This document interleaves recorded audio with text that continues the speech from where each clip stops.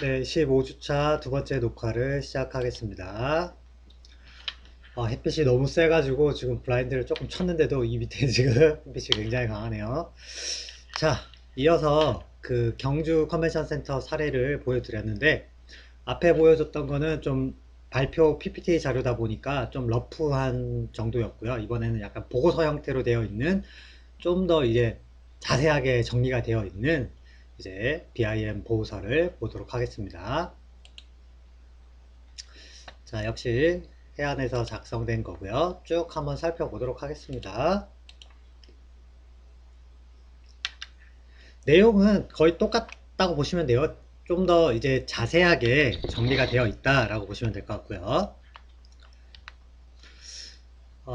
일단 그 처음에 여러분들한테 이야기를 해줄 때 BIM을 하는 이제 목적과 어떤 항목들을 내가 분석하겠다라고 하는 게 명확해야 거기에 맞춰가지고 이제 BIM 모델링을 하기도 수월하고요. 그 다음에 정보를 이제 입력을 하면 되지만 그 정보 입력하는 게 쉬운 일이 아니다 보니까 내가 어떤 분야의 분석을 하겠다에 따라서 이제 입력해야 되는 정보의 수준, 그 다음에 정보의 내용들이 달라질 수 있습니다. 그래서 처음에 BI 모델링을 할 때 내가 이 파일을 이용해서 어떤 것들을 하겠다라고 하는 거를 정리를 잘 해놔야 된다라는 거고요. 거기에 맞춰가지고 계획을 잘 짜야 모델링도 이제 좀 수월하게 될 뿐더러 나중에 분석도 수월하게 됩니다. 나중에 그런 계획이 전혀 없는데 마지막에 가가지고 그런 것들을 이제 분석을 하려고 하면 정보가 없기 때문에 일을 다시 해야 되는 경우가 발생을 해요. 그래서 이 BIM 수행 목적을 명확하게 세우고요. 그 목적에 맞는 내가 어떠한 정보들을 입력해야 되고 어떠한 방법으로 모델링 해야 되는지를 정리를 굉장히 처음에 잘 해놔야 됩니다. 그래서 여기서도 마찬가지로 맨 처음에 BIM을 하고 있는 프로젝트를 하고 있는 회사들은 대부분 처음에 이런 과정을 거쳐요. 그래서 목적이 뭐냐, 어떤 분석을 내가 할 거냐, 그럼 여기에 필요한 정보들은 무엇이 있느냐, 그거를 목적을 달성하기 위한 모델링 방법은 어떻게 할 거냐 라고 하는 것들을 굉장히 체계적으로 정리를 하게 됩니다. 여기서 같은 경우에는 이제 디자인 검토를 하는데 사용을 하겠다. 그 다음에 수량 기초 데이터를 만들겠다. 그 다음에 실시 설계 도면을 만든다. 그 다음에 에너지 효율을 검토를 하겠다라고 하는 목표를 설정을 했습니다. 대부분이 비슷해요. 큰 차이는 없습니다. 여기 나와 있는 네 가지들은 거의 공통적으로 이제 수행되고 있는 거랑 비슷하다고 보면 되고요. 최근에는 여기에 이것뿐만 아니라 좀 더 이제 많이 하죠. 좀 더 많이 하고 있습니다. 그래서 여기에 플러스 알파가 붙는다라고 보시면 될 것 같습니다. 넘어가서 이제 설계 방향을 보게 되면 이제 기본적으로 이제 도면용, 그 다음에 구조용, 친환경용 이렇게 세 가지를 주로 많이 다루고요. 그 다음에 여기는 추가로 이제 견적용과 그 다음에 CG용, 이제 동영상이나 아니면 투시도를 만들 목적으로 이렇게 도면을 만든다. 그러니까 도면이라기보다 모델링을 한다라고 보면 될 것 같습니다. 기본적으로 앞에 세 가지 이렇게 박스 쳐놓은 이 세 가지가 제일 이제 많이 쓰는 게 되겠습니다. 이 세 가지가 BIM 수행 전략과 그 다음에 세부 작성 지침을 정하게 되는데요. 어, 이거는 그때그때 좀 차이가 있어요. 그래서 지금 나와 있는 이게 정답이라고 보기는 어렵고요. 그 다음에 상세 수준도 마찬가지예요. 지금은 50분의 1 수준으로 했다라고 하는데 이거보다 더 디테일하게 하는 경우들도 많아요. 그래서 보통 레빗에서 할 수 있는 게 50분의 1보다 더 복잡해지면 효율성이 떨어지기 때문에 잘 하지 않는 거는 맞는데 그렇다고 해서 50분의 1보다 작은 거를 하지 않는 거는 아닙니다. 그래서 부분적으로는 50분의 1보다 더 디테일한 작업을 해야 되고요.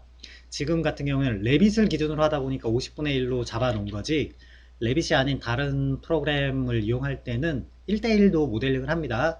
특히 여기에서는 시공용 도면을 목적으로 하진 않았어요. 그러니까 시공용 도면과 실시 설계 도면은 다릅니다. 특히 시공용 도면이라고 하려고 하면 우리가 말하는 프리패브리케이션이라고 하는 거를 할 수 있다라고 하는 정도까지 해야 돼요. 그러려면 1대1 도면에 거의 비슷한 2대1 도면이나 10분의 1 도면까지는 나와야 됩니다. 그래서 그러려고 하면 50분의 1로는 공사를 못하죠. 그래서 실시 설계 수준까지 여기서는 목적을 잡았기 때문에 50분의 1이다 라고 하는 거고 디지털 프로젝트 같은 경우에는 이제 같은 BIM 소프트웨어이긴 하지만 도면을 그리는 거를 목적으로 하지 않습니다. 시공을 목적으로 하는 소프트웨어이다 보니까 거기에서는 1대1 도면까지 만들어냅니다. 디테일을 굉장히 많이 만들어냅니다. 대신에 활용하는 방법의 차이점이 있는데요. 어, 레빗 같은 경우에는 건축이 주된 목적이에요. 그래서 건축 모델링을 하는 게 주된 목적이기 때문에 다른 부분에 대해서는 간섭 검토라던가 물량 산출 정도 수준까지 다루는 게 일반적이고요.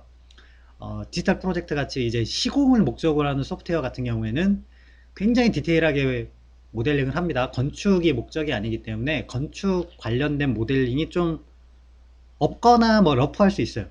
대신에 이제 구조와 관련된 부분, 그 다음에 설비와 관련된 부분을 이제 시공을 위해서 굉장히 자세하게 모델링을 하게 됩니다. 그래서 실제 공장에서 이 파일만 주면은 부재를 공장에서 만들어서 현장에서 조립할 수 있도록 만들고 있습니다. 그래서 여기서는 50분의 1이지만 소프트웨어에 따라서는 1대1이나 더 이제 상세한 수준들도 만들고 있다라고 보면 될 것 같고, 우리 같은 경우에는 레빗을 주로 다루기 때문에 50분의 1 정도면 굉장히 디테일하게 모델링을 하고 있는 걸로 인식을 하시면 될 것 같습니다.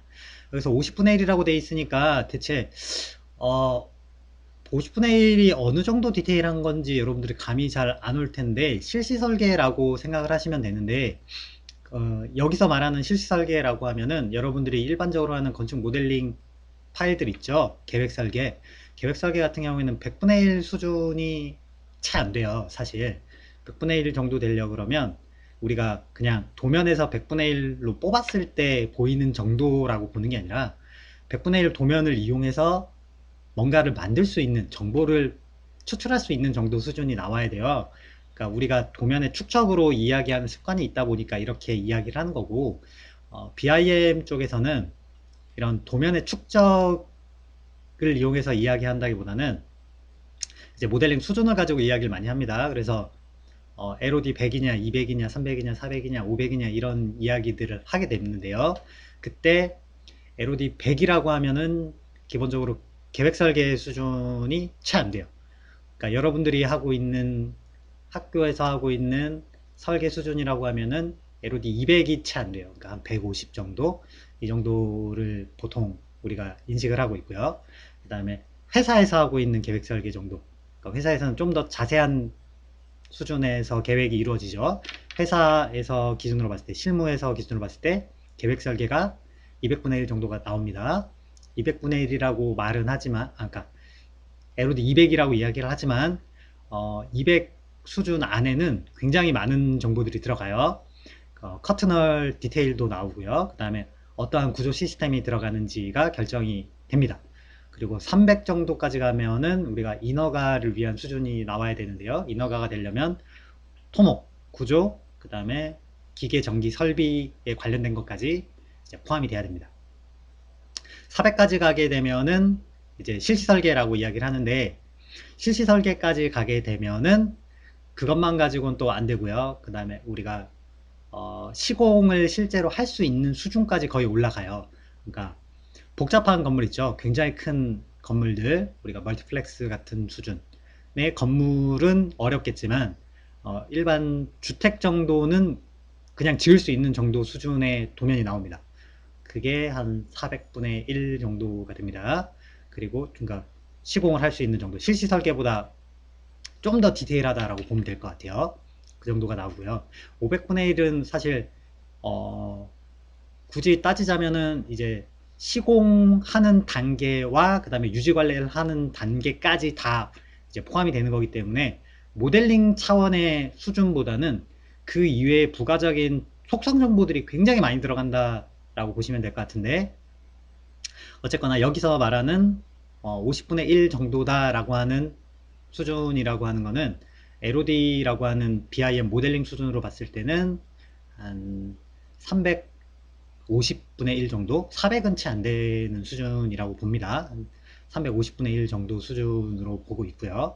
요즘은 초창기엔 LOD를 기준으로 많이 이야기를 했는데, 최근에는 국내에서도 이제 국토교통부에서 그 BIM 모델링 수준이라고 하는 거를 이제 한국식으로 정리를 했어요. 그래서 BIL이라고 부르는데 BIL에서는 10, 20, 30, 40, 50 이렇게 부릅니다. 그러면 BIL 수준으로 봤을 때는 BIL 한 30에서 40 요 정도 중간 정도 단계 수준으로 보는데 목표는 40분의 그러니까 BIL 40입니다. 목표는 40인데 실제로 정보들을 돼 있는 거를 확인해 보면 한 35 정도 이 정도가 나오는 것 같아요. 40은 조금 아쉬운 정도가 나옵니다. 하여튼간 그런 수준이라고 보면 돼요. 여기서 말하는 50분의 1이라고 하는 거는 실시도면 수준을 이야기한다라고 보면 될 것 같고 엄밀히 따지면 실시 설계보다는 조금 못 미치는 수준이라고 본다라고 이해하실 수 있을 것 같아요. 그래서 지금 실무에서는 이런 식으로 상세 수준을 50분의 1이다 라는 표현을 잘 안 쓰고요. BIL이나 아니면 LOD를 기준으로 많이 이야기를 하는데 그때 초창기에는 BIL 뭐 40이라고 해도 사실 40이 좀 안 됐다 그러면 요즘은 BIL 40이라고 이야기하면 40보다 조금 더 넘치는 정도까지 모델링을 한다라고 보면 될 것 같아요. 그 넘치는 이유 중에 하나는 모델링이 복잡해져서 그렇다기보다는 앞에 나와 있던 그 BIM 활용 목적이라고 하는 측면에서 필요로 하는 정보들이 굉장히 많아지는데 그 정보들을 입력하는 과정에서 모델링 수준이 올라간다 라고 보시면 될 것 같습니다. 특히 패밀리를 신규로 만들어 가지고 집어넣어야 되는 경우라던가 아니면 분석을 위해 필요한 정보들을 입력하는 과정에서 필요한 모델링 수준이라고 하는 게 올라가기 때문에 그렇다라고 이해하실 수 있을 것 같아요.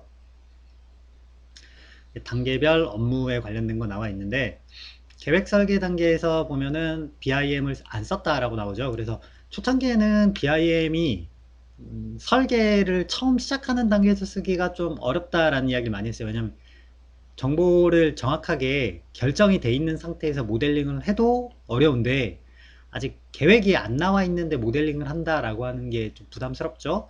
그렇다 보니까 설계 프로세스 상에서 봤을 때는 어, 이 당시만 해도 설계는 기존의 CAD를 이용하거나 아니면 스케치업을 이용하거나 이런 걸로 모델링을 대체해요. 대체를 해서 작업을 하고요. 설계가 어느 정도 계획이 결정이 되면 이제 실제로 도면으로 뽑을 수 있는 정도까지 계획이 나오면 그때부터는 레빗에서 모델링을 시작을 해서 그러니까 중간 설계 단계부터는 레빗을 쓴다라는 게 그 당시의 통설이었죠. 2010년대의 이야기고요.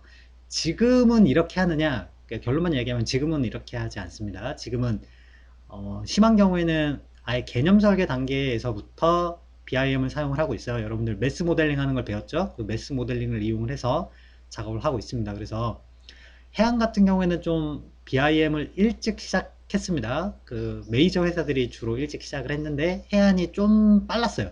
다른 메이저보다 조금 더 속도가 빨랐습니다. 그래서 이 당시만 해도 중간 설계 단계에서 BIM을 써도 굉장히 잘했다라고 할 수준이었는데 불구하고 이렇게 했고요. 지금은 거의 BIM을 사용하는 회사들 같은 경우, 지금 현 시점에 쓰는 회사들 같은 경우에는 중간 설계 단계는 거의 BIM으로 전부 다, 여기 기계, 전기, 소방, 통신, 토목까지 전부 다 BIM을 하고 있고요.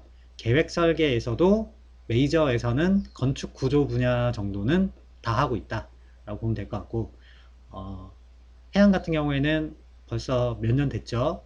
벌써 한 5년이 넘은 것 같습니다. 아예 회사 내 CAD 프로그램을 설치를 하지는 않습니다. 안 써요. 그렇다 보니까 계획 설계 이전 단계에서도 BIM을 이용하는 쪽으로 지금은 아예 정착이 다 되어 있는 상태죠. 그러니까 CAD를 안 쓴다고 해서 뭐 아예 100% 쓰지 않는 건 아니지만 설계를 할 때 예전에 계획 설계를 기준으로 하면 100% 계획 설계를 CAD로 하고 중간 설계에 가서 BIM으로 한 8, 90% 정도를 썼다 한다면 디테일 같은 거 그리기가 어렵다 보니까 디테일 같은 부분은 CAD를 또 썼거든요. 병행을 했습니다. 혼합해서 썼는데 지금 같은 경우에는 아예 CAD가 빠져버렸죠. 계획 설계에서조차도 레빗이 한 8, 90% 정도 차지하는 것 같아요. 그 외에 나머지 소프트웨어들이 한 10% 비율 정도로 활용이 되고 있는 것 같습니다. 지금 현재에서는. 그러면 저번 늘 이야기했던 것 중에 하나가 2030년 되면은 민간에서도 레빗을 이제 레빗이 아니라 뭐 아키캐드나 디지털 프로젝트나 뭐가 됐던 간에 BIM을 써야 되는 상황이 됩니다. 그렇다 보니까 지금 보여주는 요게 향후 한 2, 3년 안에 중소규모의 설계 회사에서도 해야 되는 수준이 될 거고요. 그 다음에 또 한 5년 이후, 5년 정도가 더 지난 시점에서는 계획 설계에서도 전부 다 BIM을 쓰는 그런 상황이 되지 않을까라고 예상을 하고 있고, 여러분들이 지금 레빗을 쓰면서 어려움이 많죠. 아무래도 불편한 점이 있을 겁니다. 설계하는데. 근데 그런 것들이 점점점 개선이 되고 있는 상황이고, 점점 좋아지고 있기 때문에 아마도 지금 여러분들이 느끼는 어려움이 시간이 조금 더 지나면 좀 더 쉽게 할 수 있는, 설계할 수 있는 소프트웨어가 만들어지거나 개선이 되거나 할 거다. 이렇게 예상을 하고 있습니다. 뭐 이거는 뭐 약간 어떻게 보면 부가적인 이야기이긴 하지만 그런 식으로 갈 거다라고 예상을 하시고, 여러분들이 이런 내용들을 앞으로 해야 된다라고 보면 엄청 잘 쓰지는 못하더라도 현 시점에서 여러분들이 이거를 쓸 줄은 알아야, 또는 어떻게 하는지는 좀 봐둬야 나중에 여러분들이 직접 하게 되는 때가 옵니다. 그때 좀 더 수월하게 적응을 하실 수 있다고 생각하시면 될 것 같습니다. 단계별 사용의 목적을 정리를 해놨어요. 지금 써 있는 게 정답은 아닙니다. 저 당시에는 저렇게 했던 거고 지금은 또 다르죠, 사실. 사실 여기 적혀 있는 것보다 사실 더 많은 것들을 요구하고 있고 더 많이 하고 있습니다. 그렇다 보니까 조금 더 필요할 걸로 보기는 하는데, 뭐 예를 들면 계획 설계 단계에서 또는 개념 설계 단계에서 예전엔 BIM을 활용을 잘 안 했다 그랬죠. 근데 지금은 좀 더 많이 활용하는 대표적인 것 중에 하나가 법규 분석 관련된 겁니다. 내가 모델링 파일을 집어넣으면 이 모델링이 건물의 용도, 그 다음에 건축 법규 이런 것들에 맞춰 가지고 모델링이 됐는지를 체크를 할 수가 있어요. 그게 이제 여러분들이 나비스웍스를 배울 때는 이제 간섭 검토 정도, 그 다음에 룰셋을 쓸 수 있다 요 정도만 이제 이야기를 했는데, 실무에서는 그걸 이용해서 뭐 제일 많이 하는 것 중에 하나가 뭐 피난 동선 분석이나 이런 것들인데, 그런 것들을 체크를 합니다. 그래서 법규에 맞았는지를 검토를 합니다. 이거는 캐드를 사용을 하든 안 하든 간에 어쨌거나 도면을 이용해서 분석을 하게 되다 보니까 사람이 직접 해야 되는 경우들이 많아요. 근데 건물이 커지면 점점 어려워진다 그랬죠. 그래서 좀 피곤한 부분들이 있습니다. 법규에 맞았는지, 뭐 연면적 얼마당 뭐 주차대수 몇 대 나와야 되고 뭐 이런 것들도 계산해야 되고 뭐 하는데, 또는 건물이 뭐 대지 경계선에서 몇 미터 이제 건축선을 셋백을 해야 되는데, 그런 것들을 이제 사람이 하나하나 계산하는 게 아니라 이제 프로그램 상에서 바로바로 체크를 하는 거죠. 그거를 이제 모델링 하는 과정에서 바로 알 수 있게끔 룰셋을 짜 놓으면 바로 알 수 있는 거라서 이런 것들이 체크가 되고 있다. 지금 여기 있는 것보다 좀 더 많은 것들이 요즘은 되고 있다. 특히 뭐 에너지 성능 분석 이런 것들은 뭐 여러분들이 한번 해봤지만 그런 것들은 뭐 일상적으로 그냥 하는 거예요. 그냥 중간에 설계 중간에 이렇게 하면은 뭐 나중에 GCD 인증을 받아야 되니까 에너지 성능이 맞나 틀리나 뭐 이런 것들을 체크를 수시로 합니다. 이런 내용들이 있다라고 보면 될 것 같아요. 여기 있는 건 한번 여러분들이 한 읽어보시면 될 것 같아요. 이런 것들이 있다라는 정도. 업무를 나누는 거 같은 경우에는 뭐 결국에는 협업하는 회사들의 능력이 중요해요. 그래서 설계팀 같은 경우에는 BIM을 많이 활용을 하고 있으니까 지금도 BIM을 잘 다루지만, 이제 협력 회사들 같은 경우에는 BIM을 잘 안 쓰는 데가 많죠. 그렇다 보니까 같이 일할 수 있는 데가 좀 제한적이기도 합니다. 근데 여기서 같은 경우에는 자기들이 협력사들을 통해서 이런 작업을 해야 되니까 이렇게 하는 거고, 건축 보면은 설계 해안이랑 다울이랑 이렇게 두 개가 써 있는데, 저 왜 두 개 있냐 뭐 이렇게 물어보면 뭐 회사가 조인해 가지고 같이 하는 경우도 있기 때문에 그런 것도 있고, 어떤 경우에는 아예 지금은 잘 안 하지만 예전 같은 경우에 처음 초창기에 같은 경우에는 메이저 회사들조차 BIM을 잘 몰랐기 때문에 BIM을 전문적으로 쓸 수 있는 협력 회사들을 섭외를 해서 작업을 했었어요. 우리가 컨설팅 업체를 통해서 들어옵니다. 그래서 BIM 모델링만 할 수 있는 회사들이 있어요. 설계 쪽 능력보다는 BIM을 잘 쓰는 회사들이 있습니다. 그 회사들을 이 협력사로 뽑아가지고 설계를 할 때 설계를 CAD로 우리가 하면 그 협력회사 직원들이 BIM으로 모델링 해주는 그런 과정을 예전에는 좀 했었습니다. 병행했습니다. 지금은 그런 거 없다고 보면 됩니다. 지금 메이저는 일단 없고요. 그 메이저가 아닌 중소규모에서는 아직도 그런 방식을 좀 쓰고 있어요. 일단 직원들이 BIM 교육이 아직 좀 덜 돼 있어요. 그렇다 보니까 기존의 CAD나 스케치업, 뭐 라이노, 맥스 뭐 등등등을 쓰던 분들이 갑자기 레빗으로 하라고 하면 어렵죠.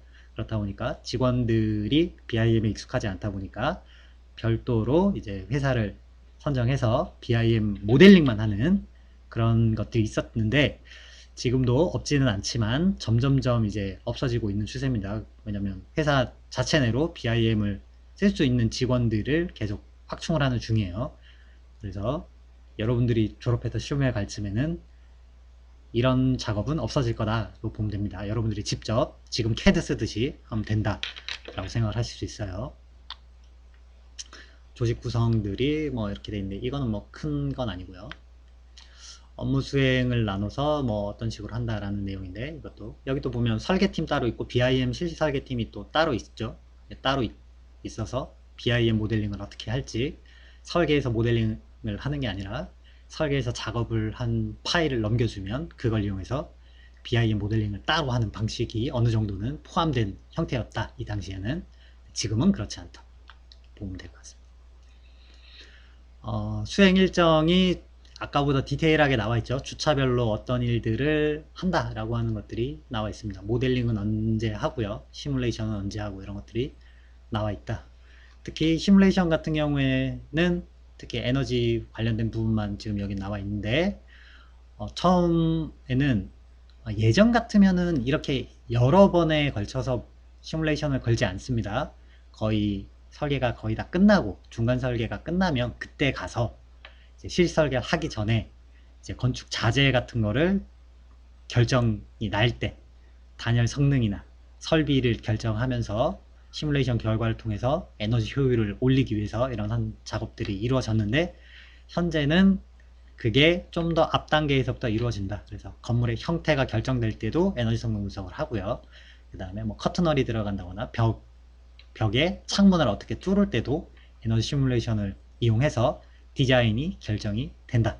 그리고 나서 마지막에 최종적으로는 예전에 하는 것과 똑같이 단열 성능이나 뭐 이런 것들을 설비 성능을 결정할 때 또 에너지 시뮬레이션을 또 해가지고 예전에는 과도하게 설비 성능이나 단열 성능에 의존하는 방식의 설계였다고 하면 지금은 설계 자체에서 에너지 성능이 고려가 되어 있는 상태에서 시뮬레이션을 통해서 설비를 보완을 해서 성능을 업그레이드 시키는 방향으로 변경이 되고 있다. 이 당시에도 이런 것들이 적용이 됐고 지금은 더 많이 하고 있다.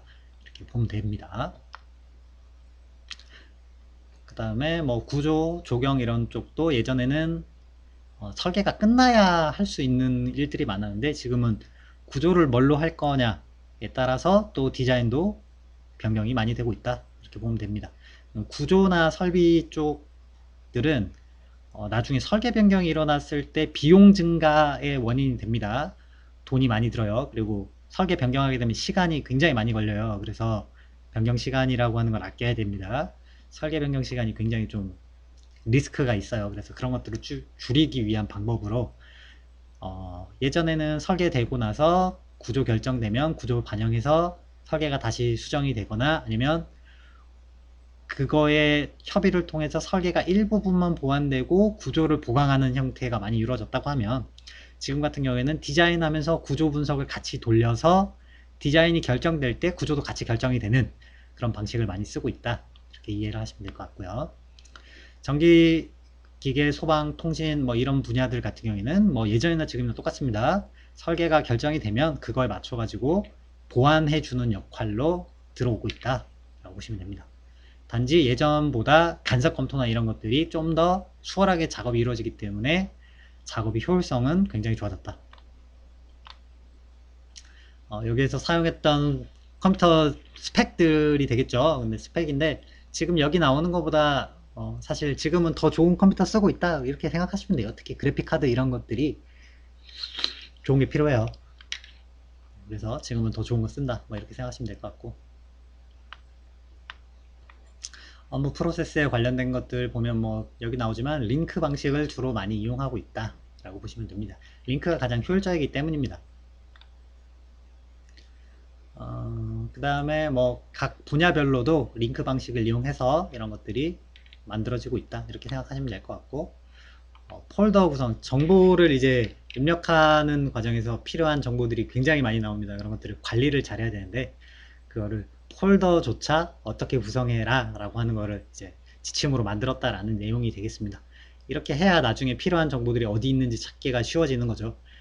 정보가 굉장히 많이 들어가기 때문에 이 관리가, 정보 관리가 잘 안 되면 정보가 어디 혹시라도 누락이 돼서 다시 해야 되는 일이 생기면 설계 변경하는 것만큼이나 이제 어렵습니다. 그래서 관리를 굉장히 잘하고 있다라고 생각을 하시면 될 것 같고, 지금은 모델링 하는 것뿐만 아니라 정보 관리, 정보 입력, 추출 전부 다 여기서는 다이나모라고 하는 것들을 주로 활용을 많이 하고 있어요.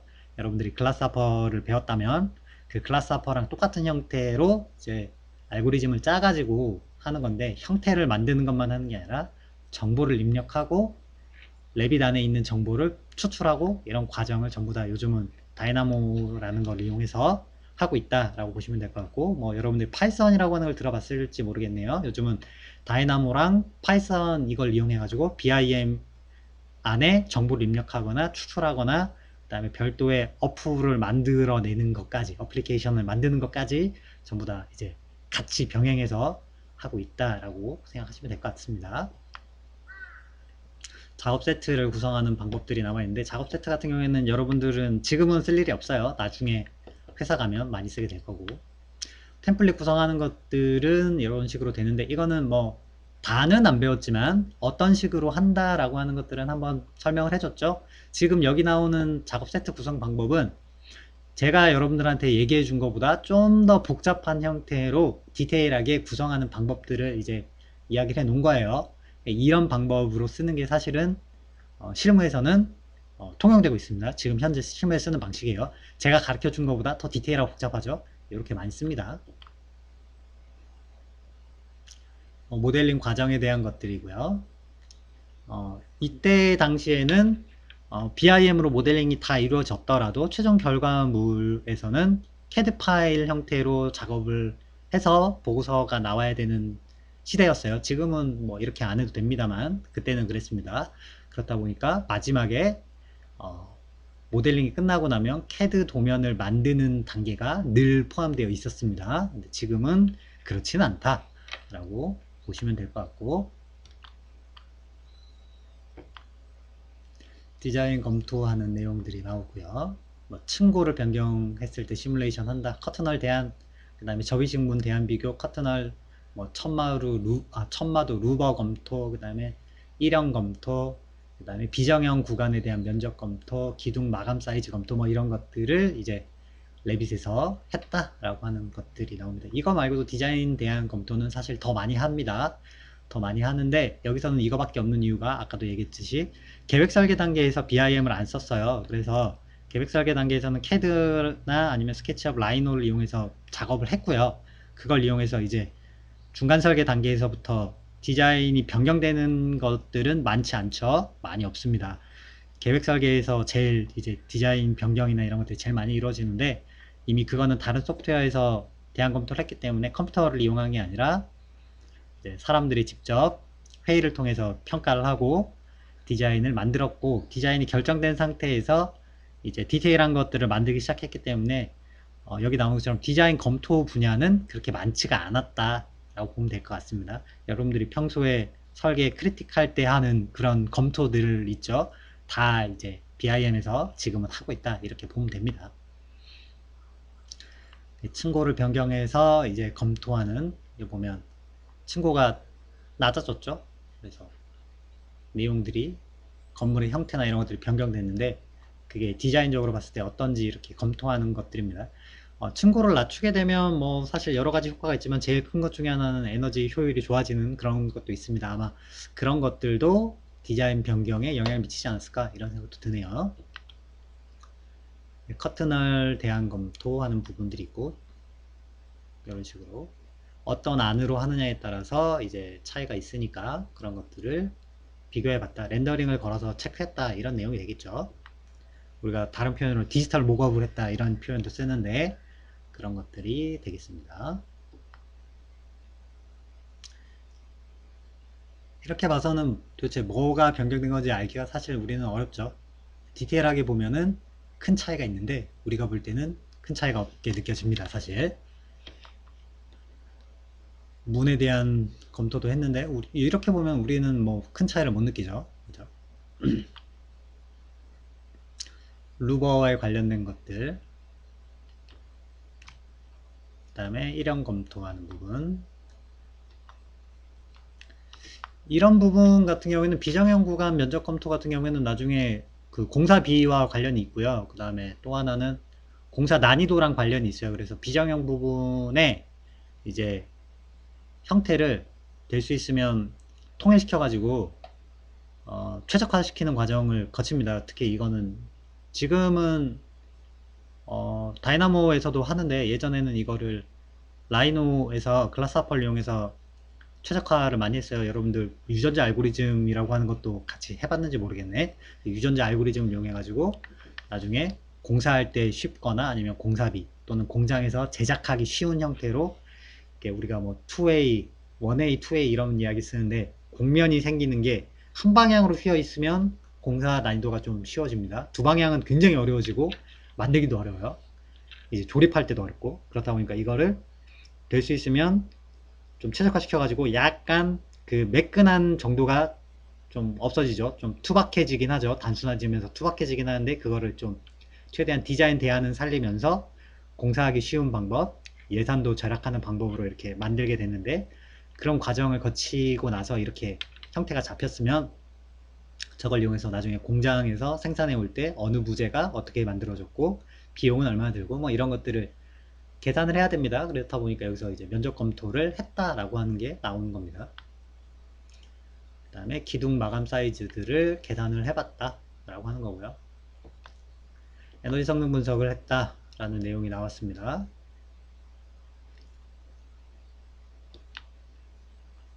여기 나와 있는 같은 경우에는 레빗에서 이렇게 할 수 있다 라는 건데 레빗에서 하는 게 아니라 레빗에서 할 수 있게끔 정보를 넘기는 건데 레빗에서 내보내기 할 때 gbxml이라고 하는 파일 형태가 있습니다. 그 확장자 형태가 에너지 시뮬레이션을 위해서 개발된 이제 확장자예요. 그래서 그 확장자 형태로 정보를 넘기기 위해서 레빗에서 파일을 변환을 한다라고 보면 됩니다. 파일을 변환을 해주면 그 안에 에너지 성능 분석에 필요한 정보들이 입력이 됩니다. 입력이 되려면 역시나 처음에 모델링을 할 때 에너지 성능 분석에 필요한 정보들이 모델링 상에 들어가 있고 들어가 있는 상태에서 정보만 변환을 해서 우리가 에너지 시뮬레이션을 하는 소프트웨어로 넘긴다 라고 생각하시면 돼요. 간섭 체크를 하는 내용이 나오죠. 여기서는 레빗 MEP라고 하는 데서 체크를 한 게 아니라 레빗 MEP에 있는 정보를 넘겼다라고 보면 됩니다. 그래서 나비스웍스에서 여기는 했다 나오는데 아까 뒤에 보니까 솔리브리도 썼습니다. 그래서 간섭 체크를 했다. 역시나 이거는 룰셋이라고 하는 것을 만들어서 체크를 한다 라고 보면 됩니다. 간섭 체크를 뭐 지하 1층, 지상 1층 뭐 이런 식으로 나눠 가지고 층별로 했다라는 내용이 나오네요. 이렇게 했을 때 뭐 부분별로 간섭들이 여러 개가 만들어졌다. 이거를 나중에 어떻게 해결한다 라고 하는 게 나오겠죠. 그 다음에 도서 작성. 도면 목록표가 이렇게 나와 있고 참호도도 만들었다 이런 이야기고요. 그래서 여기 나오는 것들은 전부 다 이제 BIM에서 도면들을 만들었다 라는 설명입니다. 도면별로 담당자가 정해져 있다 라는 내용이고 아까 보여준 거랑 비슷하죠. 첫 번째 동영상에서 보여줬던 그 도면입니다. 그래서 CAD에서 만든 도면과 BIM에서 만든 도면이 이렇게 비교가 되어 있습니다. 거의 똑같죠. 그죠? 차이점 찾기가 어렵습니다.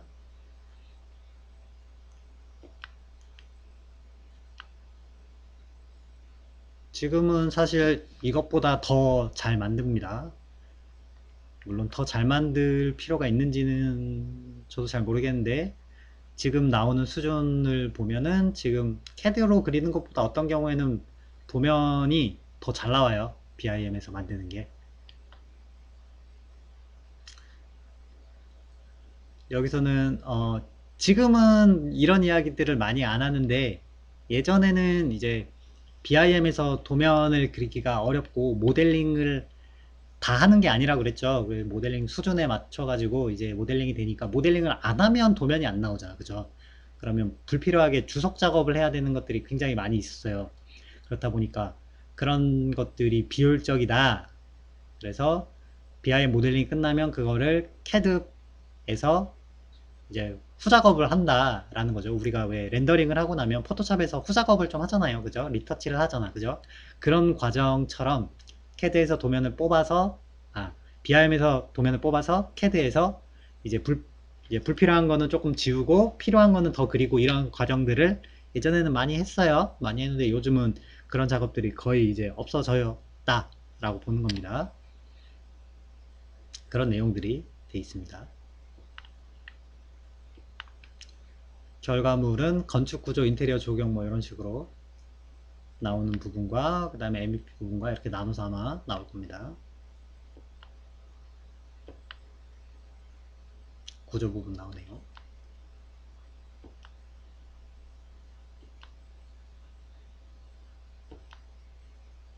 그 다음에 토목 관련된 부분도 했다. 아까도 이야기했죠. 토목 필요하다고 했죠.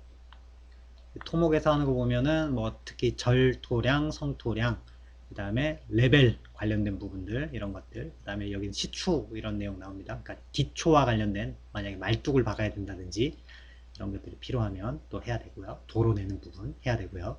이런 내용이 되겠습니다. 그 다음에 우수계획이나 오수계획 이런 것들도 이루어집니다. 인테리어도 아까 보여줬죠. 했다고 나와 있었습니다. 이거를 전부 다 그럼 인테리어를 다 하느냐? 그렇진 않아요. 요즘은 인테리어를 따로 이제 협력사에서 작업하는 경우도 있고요.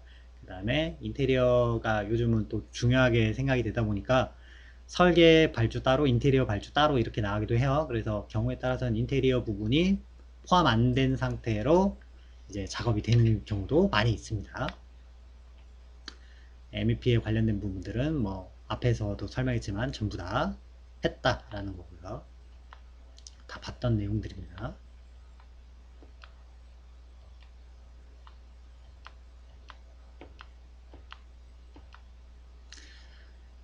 간섭 체크나 도면화, 그 다음에 협업 이런 부분 중요하니까 여기서도 언급을 다시 한 거고요. 여기서도 이야기하죠. 자기들이 해봤을 때 BIM을 추정하기 전에 BIM을 왜 하는지 명확한 이해가 없으면 어렵더라 라고 하는 이야기들이 나옵니다. 그리고 BIM을 하면서 불필요한 과정들이 또 많이 생길 수 있으니까 그런 것들은 과감하게 뺐다. 이런 것들, 그 다음에 BIM 설계 수준이 높지 않다 보니까 기준이 명확하지 않아서, 또는 모델링하는 방법을 잘 몰라서 그런 오류들이 많이 발생하더라, 이런 이야기들을 많이 했어요. 그래서 유지보수 단계에서 뭐 빔 데이터 활용에 대한 연구도 필요하고 뭐 이런 이야기들이 많이 써 있는데, 지금 여기 있는 내용들이 그대로인 부분도 어느 정도는 있고요. 그 다음에 많이 개선돼서 지금은 아닌 내용도 많이 있습니다. 이 당시에는 이런 것들이 어려웠다 라고 하는 겁니다. 아마 여러분들이 BIM 모델링 하면서 여기 나와 있는 내용들이 이해되는 것도 어느 정도는 있을 거다, 이런 생각이 드네요. 이거는 뭐 여러분들 할 수 있죠. 섹션 박스 기능 이용해서 단면도를 만든 겁니다. 투시더로 뽑은 거죠. 자, 이렇게 해서 사례를 살펴봤습니다.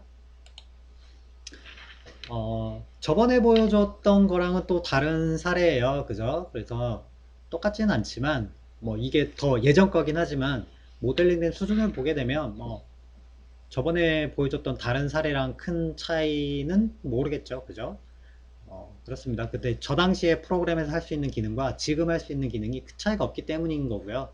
단지 저 때는 우리가 잘 모르기 때문에, 하는데 어려움이 많기 때문에 해결 방법에 대해서 고민을 굉장히 많이 했다라고 보면 될 것 같고, 지금은 그때 해본 경험을 토대로 문제점들을 어떻게 해결하는지에 대한 방법을 있기 때문에 좀 더 수월하게 하고 있다라는 거고요.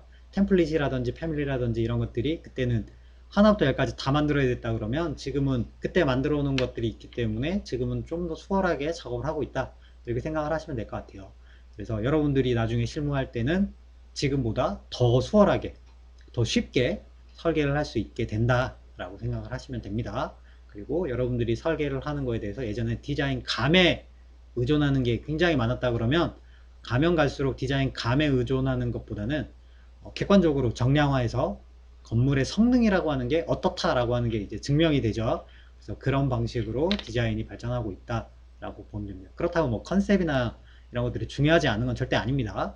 건물이 예뻐야 되는 거, 뭐 컨셉이 좋아야 되는 이런 건 여전히 있습니다만 그럼에도 불구하고 예전에는 그런 것만 잘해도 설계를 잘한다라는 이야기를 들었다 그러면 시간이 갈수록 그런 것들도 좋지만 건물의 성능이라고 하는 거를 우수하게 잘 만드는 약간 엔지니어링 측면에 지식이 많고 그런 능력이 출중한 사람들이 대접을 받는 시대가 오고 있다 이렇게 생각할 수 있을 것 같아요. 우리가 왜 예전에 건축이라고 하면 건축 관련된 내용들을 보면 건축 그 설계는 공학 기술의 꽃이라고 이야기했어요. 모든 구조와 뭐 설비와 기계와 전기와 최첨단 기술이 다 접목된 것이 바로 건축이기 때문에 건축하는 분들은 디자인도 잘 만들어야 되지만 예술적인 측면과 철학적인 것도 있어야 되지만 공학적인 마인드와 지식을 많이 알아야 됐었는데 우리가 이게 점점 시대가 지나면서 학공학이 갈라지고 이러면서 약간 공학적인 지식을 등한시하는 경향이 없지 않아요. 그래서 여러분들 같은 경우는 디자인만 예쁘게 만들면 돼 라는 생각을 하는 학생들이 많은데 실무에서는 전혀 그렇지가 않습니다. 오히려 거꾸로 실무에서는 디자인을 잘하는 거는 당연히 해야 되는 거고 그거 외에 건축적인 지식이 많이 있어야 이런 BIM을 비롯한 여러 가지들을 더 잘할 수 있기 때문에 그런 사람들을 선호하고 있고 소프트웨어의 도움을 받아야 이런 것들이 더 효율적으로 할 수 있다라는 거죠. 사람 혼자 뭔가를 하기가 어려워요. 그렇다 보니까 컴퓨터를 활용을 잘 하는 것들이 중요해지고 있습니다.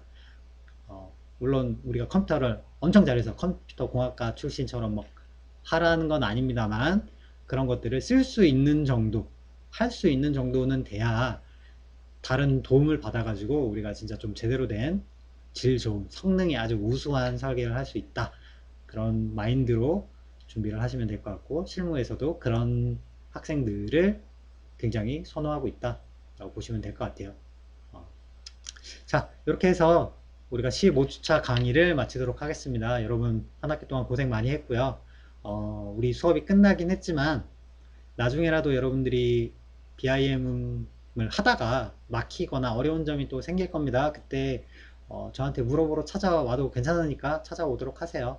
알겠죠? 그리고 아마도 우리가 5학년 2학기에 또 BIM으로 하는 설계 프로세스가 있습니다. 그때 또 만나게 될 것 같습니다.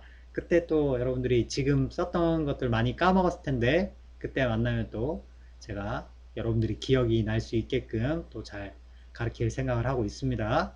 5학년 2학기 돼서 다시 만나도록 합시다. 자, 여기까지 하겠습니다. 한 학기 고생 많았습니다.